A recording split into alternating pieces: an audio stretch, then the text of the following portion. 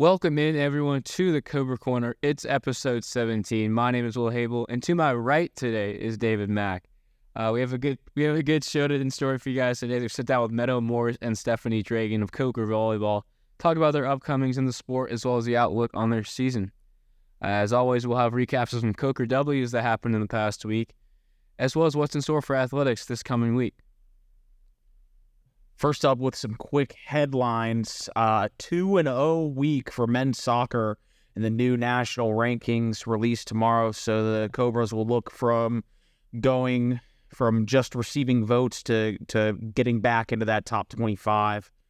And then a volleyball had a dominant sweep over Newberry, which is a huge conference W right there. W. And one of the more important things of the week, Coker welcomes Tyler Thomas to the staff today as he'll take over the Director of Athletic Media Relations role, and we're happy to have him in the department, and we're going to look forward to what he's got going on for the improvements made here at Coker. Now on to our weekly recap. First off, men's soccer, 2 big wins this week, a 3-2 win over Dragan. Goals by Vitalis Takawira Jr., Mitchell Stars, and Connor Duggan, and assists by Leo Souza, Frederick Benedicts, and Maddie Tricker. And then the bigger of the 2 wins, a 4-2 conference win over Carson Newman. Takawira Jr. had another huge day. I mean, he's had a great start to the season, but in this one had 2 goals and 2 assists, so had a hand in all 4 goals scored in this one, and he currently has 4 goals and 4 assists on the season so far through 5 games, which is astounding. So great start for him. And the other 2 goals were scored by none other than Oscar Kufin, and the assists on Takawira Jr.'s goals came from Nicolas Sotra and Frederick Benedicts. So huge win there. Huge 2 wins by Coker this week, and they're looking to roll into their next week play and keep on that fire roll. And speaking of rolling, volleyball is on a roll this week with a 3-0 sweep of Newberry in their second conference win early in the season. Naomi Earl Reyes had her best showing today, co-leading the team in kills with 9 and a .375 hitting percentage. Taylor Hills was the other Cobra with 9 kills and had a respectable .333 hitting percentage. Layla Hickson and Maddie Roberts were both in double figures in the assist category with 18 and 14 respectively. Meadow, Morse, and Alyssa Carey rounded out in double figure statistics, meeting that mark in digs with Meadow Morse with 15 and Carey with 10. Big week for the volleyball team as they matched their wins in conference. No, they doubled their wins. So they only won 1 conference game last year, which, that's obviously that's the underwhelming mark, but the great improvement from last year to this year already, having 2 wins in conference is just huge. And although they've lost 2 games in conference to Tusculum and LR, they have held their own and matched up well in both of those games and really surprised both of the teams that they were playing, because those are 2 of the 3-4-ish top teams in the conference with Wingate, LR, Anderson, and Tusculum. So they're hanging in there with those kind of teams, and it's always amazing, especially the sweep over a team. And we'll talk about this with Meadow and Coach Dragan when we have them on, but they were ranked 13th to start the season. Little to say they took that personally. Yeah, clearly. and so not only were they ranked 13th, but they only had 12 votes. And so the way that the voting system works is that each place, so that if you vote a team in 13th, it counts for 1 vote. And if you vote for a team in first place, it counts as 13 votes. So to get, and only 12 teams vote, obviously, because you can't vote for yourself. So with Coker only getting 12 votes, it means that every single other team in the conference voted them last place. And they basically decided Coker's at the bottom of the barrel and it's not even close. and went and beat Limestone on the road in 5 sets. Huge win. Loved watching that one. And then bring out the brooms against Newberry, also on the road. And all 4 of their first conference games have been on the road, if I'm not mistaken. They played LR on the road, Tusculum on the road, Limestone on the road, and Newberry on the road. So they have not played a conference game here yet. So if they're doing so well in conference to start off, we're really looking forward to having them back on campus in Hartsville to watch them play soon. So, I mean, yeah, what a start it's been for them. 1 win away from matching their season total in the total wins, not just conference. So, yeah, they've been awesome. And also shout out to the student body for showing out to these home games for volleyball, because it is a big difference from last year from the fan turnout. Oh, that's right. No, we played Tusculum at home. That's right. Yeah, that's right. Yeah. And so they showed up. Yeah. And they were loud. Yeah. And it was Hawaiian night, and everybody. Shout out to Emil Danny. Yeah. You know, Jamie, you earned yourself a shout out. Yeah. You did great. Stud. It was every single point. You see Jamie over there giving the tiger fist bump. Yeah, getting on his head. It was rolling a shirt around. Oh, it's phenomenal. So, yeah, shout out you and shout out the whole student section and shout out the teams that always stop by. Doesn't go unnoticed. Here at Coker, athletes need to be supporting athletes. You know, it's a small community, but I feel like that's what makes it more like home. And when you have your friends and, you know, who feel like family coming and supporting you at those games, it means the world of difference. And if we can pack that student section, it can get loud in the Deloach Center, as everybody should know being here. So we're looking forward to having more of those home games. So, yeah, that's my bad. I forgot we played Tusculum at home, but hey, come out in the future, and it's going to be great. All right, so we're here with our women's volleyball coach, Coach Dragan, and one of our senior athletes, Meadow Morse. First interview segment of the season this year for the Cobra Corner podcast. So we wanted to get an athlete and a coach on just to talk about how the season's been going so far, and then talk a little bit about both of you individually and your upbringing in volleyball, I guess. So the first thing would be, Coach, how would you describe your coaching style, philosophy-wise, anything of that sort? So, you know, I'm not one of those coaches that has a textbook definition of who she is on the court. I am kind of my own person when I'm out there. Me being comfortable in my own volleyball world, which is very direct, very passionate, very organized, and yeah, I'm gonna go with those 3 words. Yeah, we can all tell the passionate part when your shoe starts flying during game. Once in 28 years. Yeah. All the other times they've always stayed on. So I guess what brought you here to? I guess I'll pose the question to both of you. So first yourself, and then Meadow.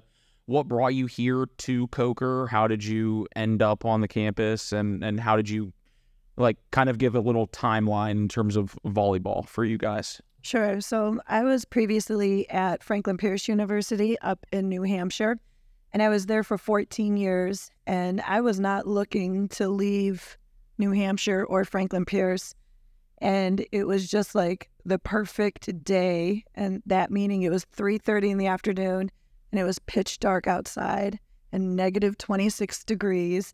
And I received an email from Dr. Griffin, our athletic director, saying, would you be interested in learning about our head coach position in sunny, warm South Carolina? And I was like, you know what? I really am.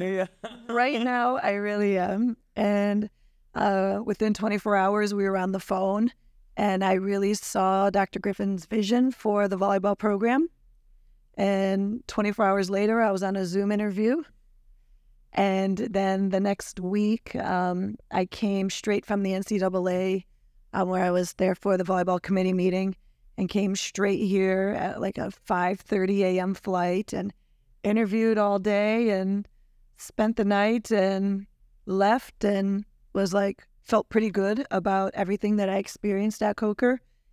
And Dr. Griffith called me in my layover and offered me the position. And when I landed in Boston, I accepted it.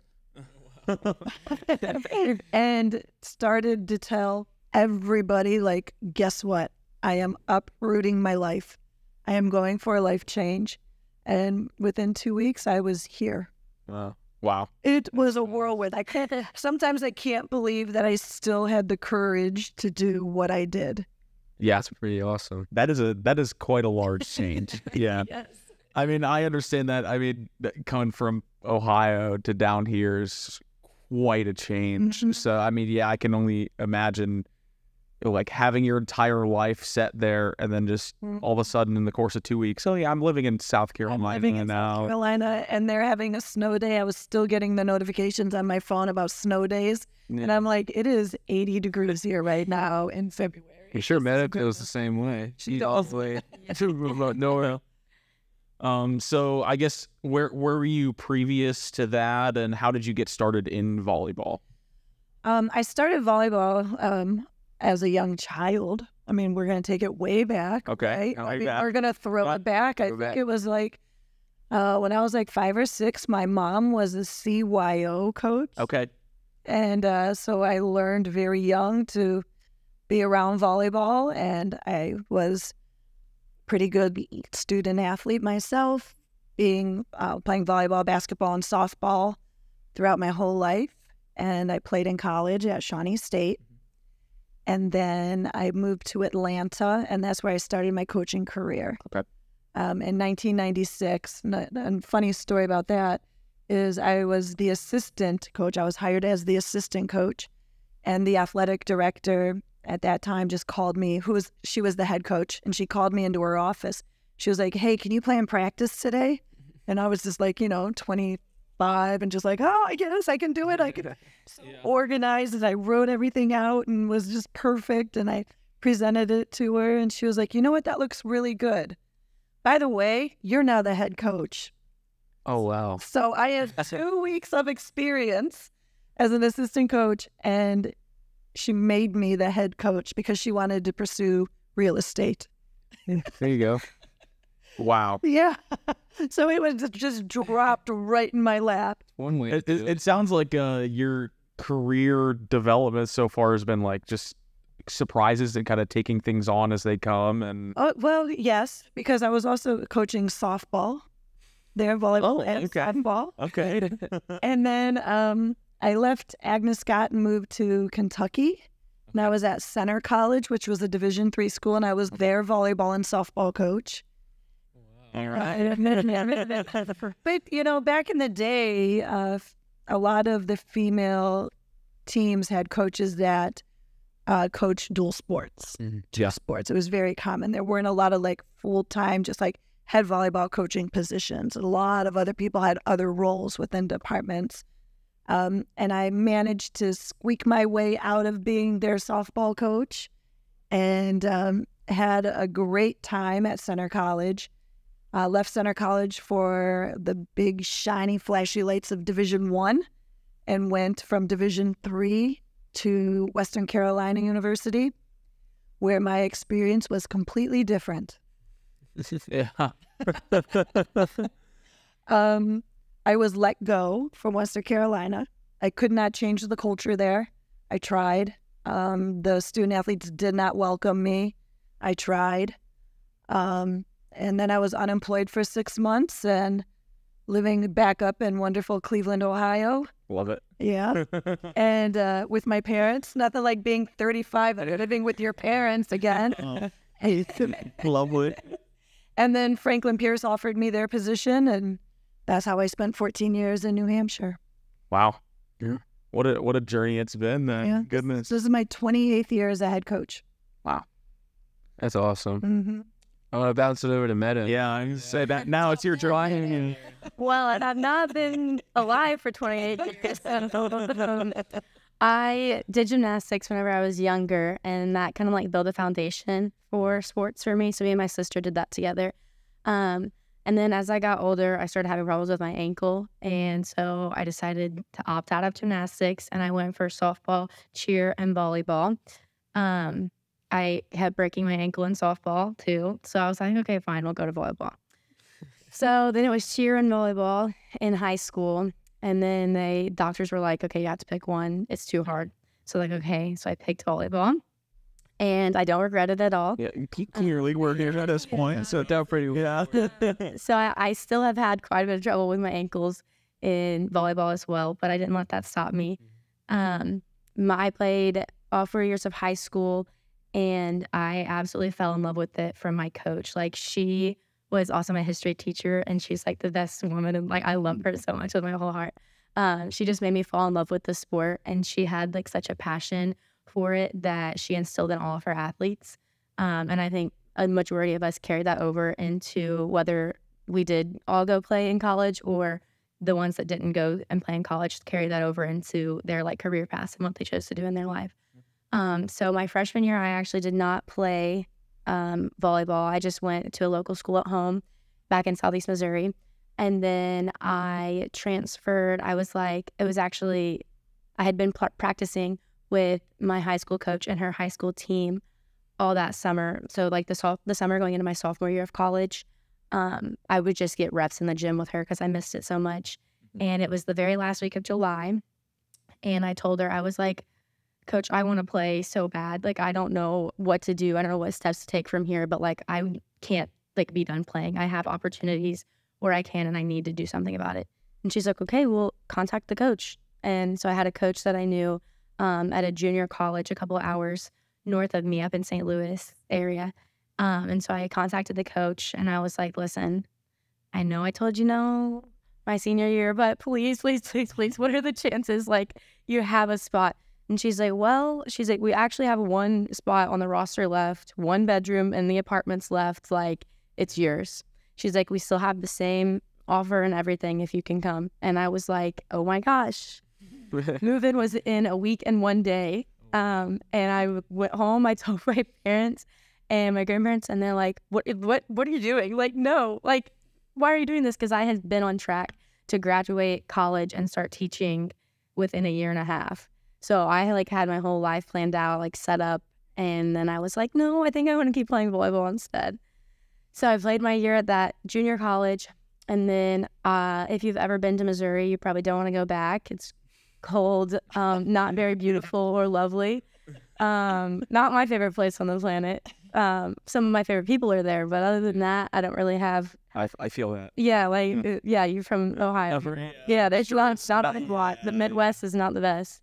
So I started on the coast, and I just worked my way down and around, messaging as many schools as I could and seeing what they had for me. And a lot of them, it was pretty late in the year, so they were like, no, come on, like, we're done recruiting. And then I stumbled upon Coker, and me and Coach Dragan sent a few emails. We had a few phone calls, and she was like, I'm actually brand new here. And I'm like, awesome, so we'll have a fresh start. I came out for my visit, and my mom was like asking me, she's like, where's the rest of the campus? Like, this is kind of small. And I was like, I wondered the same thing. But I was like, but it feels like home. Like, back at home, I'm from a super, super small town, like population, like 1,300, no stoplights in the town. Like, having a Walmart and a Starbucks here is huge for me. Yeah. So I was like, I really, really fell in love with how small but still big it felt. Like, the campus was close-knit and tight and loving, but there was still more than I had at home, but not too much where I was overwhelmed. So then I've been here. I was here last year, and I'm here this year, and I'll probably be coming back next year. So 5th year. Yep, got that. Yeah. And that's awesome. It sounds like both of you guys had an experience coming somewhere where you had this quick turnaround. It kind of just the opportunity just popped up, and you went for it, which has brought you to at least along the path to where you are, which is crazy. It's crazy how things happen the way they do, and put you in the positions that they are. And so I guess going into the actual volleyball part of things to start off the season, I've had 2 conference wins early on, a tough 5-setter at Limestone, and then another one, a sweep of Newberry. So how's that felt to feel a little bit more early success early on in the season? I'll let you go ahead. Very refreshing. Obviously coming into this season, getting ranked 13 of 13 was like a punch to the chest, but nothing that I wouldn't say like we weren't expecting. I mean, granted, how we finished last year was kind of lined up for it to be that way this year, but coming in, working day in and day out in the gym, like we have so many freshmen, and this year's team is just like, it's refreshing. I don't know like another word to explain it. We all just have that same mindset and drive, and like no matter where we're at, like in practice, especially in games, of course. So it's felt very nice to get in there and prove people wrong. Like hearing people say that they can't believe what happened is it's quite the joy. So it was nice. It's almost like a backhanded compliment. Like, oh, you guys really didn't have the faith in us to do this, but like it's also like, oh, we're proud of you for doing this. Yeah, exactly. So watching as soon as we finished our game against Limestone, the first thing we did was move on the conference standings, and we're like, look, we're at the top of the conference. Yeah. So hopefully we can climb back up there and maintain a couple, at least. Make some noise. Yeah. So what's a goal, I guess, for both of you that you have, you as a coach, and then for the team, and then you as a player, maybe personally, and then for the team as well, like goals that you have for this season? Yeah, in our opening meeting, I set one goal and one goal only, and that was to make the conference tournament. And I told them that was their goal if they liked it or not. Yeah, I would say that, of course, is my goal, yes. A personal goal, I would say, is just to do better every day. Like every practice, have more digs than I had last year, and just keep going. Yeah, I mean, that was kind of this. You put me on the spot here. I've been talking the whole time, so at some point you got to chime in here. Is there any advice you guys have for like any incoming, like your freshmen, or you being a senior? What advice do you have to the freshmen, and you as a coach, incoming freshman? You were once there too, so what kind of advice do you have for them? Incoming freshmen, I encourage them to train as hard as they can, because whatever they're doing over the summer is not enough to prepare them for preseason. So I encourage them to work hard, and then of course to start creating relationships with the returners. Absolutely. Yeah. I would say just like persevere, whether it's volleyball wise or school wise. It can be difficult, especially we have a few girls who are kind of far away from home, and being someone who is so far away from home, that there are going to be days where it's rough, but pushing through and seeing like the good days that are to come is so worth it, and it will be so rewarding no matter. Yeah, definitely. Yes. Be an athlete. Yeah. Yes, I love I it. totally get it. Yeah. Okay. I got to Yeah. So he mentioned a little bit like the incoming freshmen and stuff. So piggybacking off of that, what is something that you look for as a coach in recruits, other than obvious things like volleyball skill and grades and stuff? But what's something you look for in your incoming athletes? There are some intangibles that you can't see on film. When I'm at a club tournament, I'm watching what type of teammate they are. You know, do they have good body language on the court? Are they rolling their eyes at their coach? Are they yelling at the officials? Something that really gets somebody knocked off the list really fast is if there's like a timeout and they're at a club tournament and they're like, Mom, I need some water. If somebody is not responsible enough to bring water to the bench for their game, they're never going to be as disciplined to come and play for me. Mm-hmm. You know, I just really want to surround myself with good people. So I try to do a good process of finding the best fit for us, because I want to enjoy practice. I want to enjoy the bus rides. I don't want to be around miserable people. Yeah. That's a very fair point. So I guess another piggyback off of that, what are some things you guys do as a team to build that cohesion between you guys, whether that's in practice or things outside of practice? Or I don't set up a lot of team bonding. We have a close-knit group, and we spend a lot of time together. We've done a tremendous amount of community service already this year, and that is a form of team bonding. But they're just them being together and eating meals and hanging out and doing whatever they do when I'm not around, I think is enough. If anything, we're starting to get to the time of year where I'm encouraging them to be away from each other. Yeah. I'm sure that you guys spend a very large portion of time together in practice, outside of practice. I'm sure that a lot of them probably room with each other. And yeah, so I get that whole gist. So for you, what from the student athlete perspective, what are some things that you guys do? We have a lot of meals together, so we'll either like cook dinner in our apartment and have the whole team over. We're planning on doing that like for our pregame meals, because we have like the whole month of October is full of home games. So we've decided that we're gonna try and have like a dinner every home game in our room, either the night before or just sometime to prepare for us. We spend a lot of time together, really. Like, we just truly love each other so much. Like, I've been on a lot of teams in my life, and like they're all like, we're all friends. Like, it's not, we don't have tension, we don't have anything like that. So we really spend so much time together. We went to the lake together a couple times.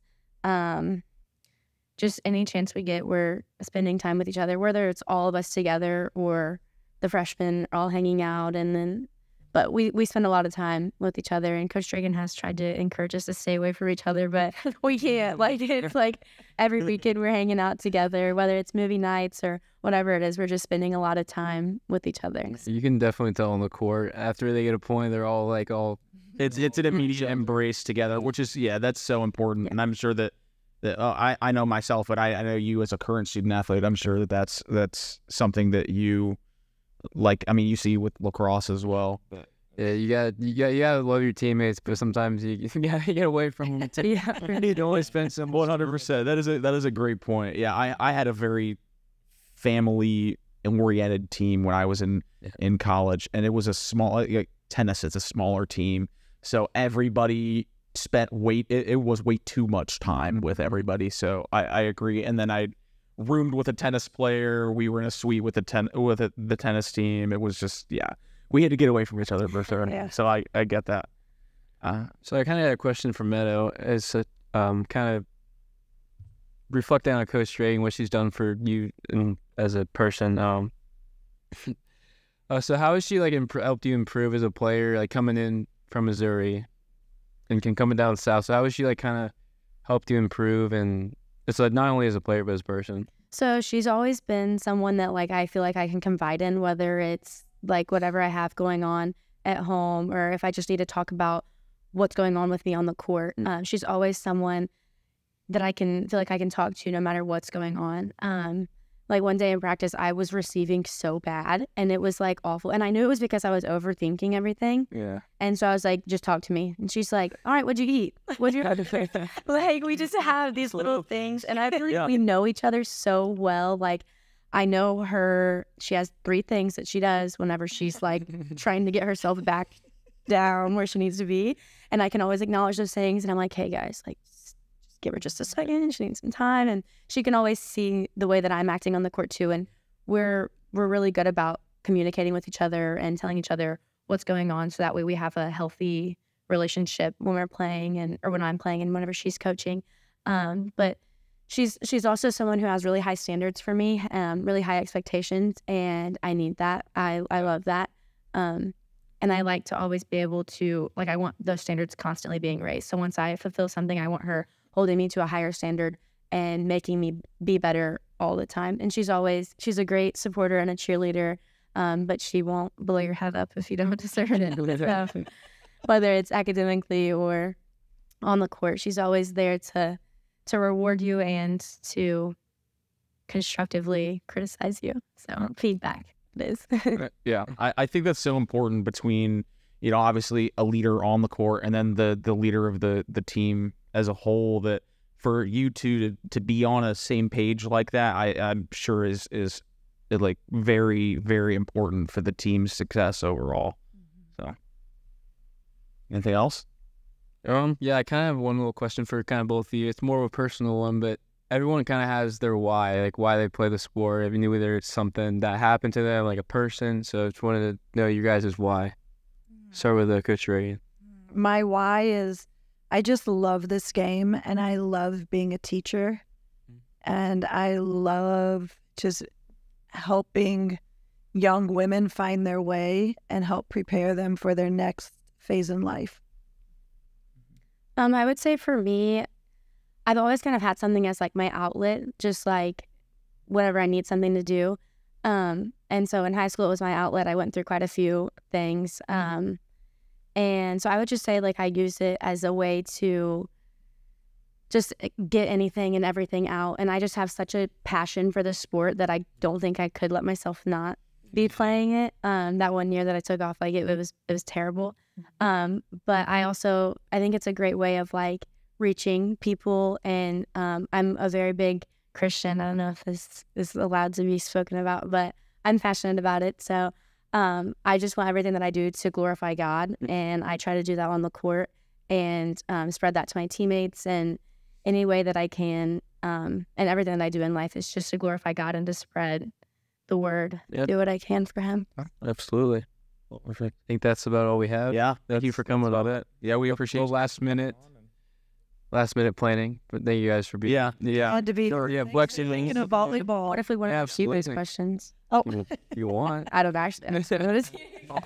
please do about. Sorry. Well, thank you guys so much for coming on. We appreciate it. So. Thank you. And looking into next week, first off with field hockey, they travel to Greenwood, South Carolina to take on the Bearcats of Lander in South Atlantic Conference play at 7 p.m. tomorrow night. And then we'll head up to LMU to take on the Rail Splitters in another South Atlantic Conference matchup, 6 p.m. on Friday. Women's golf currently competing today and then also tomorrow at the Savannah Lakes Invitational. So we're getting those live results here in today and tomorrow, and we'll kind of keep you guys updated on how they do. And then women's soccer, two important games this week. Take on the Pacers of USC Aiken under the lights at 7 p.m. Wednesday night here in the Ville.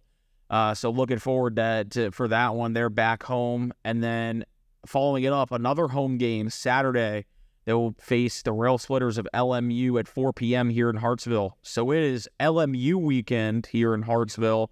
And now field hockey traveling away to play LMU, but then both women's, and then obviously you'll get into it with men's soccer. So Yeah, men's have a big game before the women. They play at 1:30 on the Coker Athletic Turf, taking on number 18 LMU at home. We'll see if that stands and where the Coker stands. Yeah, new national rankings released tomorrow, and we're thinking that the Cobras will jump back in, and then obviously LMU's been solid all year round, so that's going to be a matchup of two top South Atlantic Conference teams. I mean, we had the one with Limestone on campus, and it's going to be another one of that caliber here in Hartsville. So get out to that game. If you're here, be at the Coker Athletic Turf. Very, very big conference game for both men's and women's.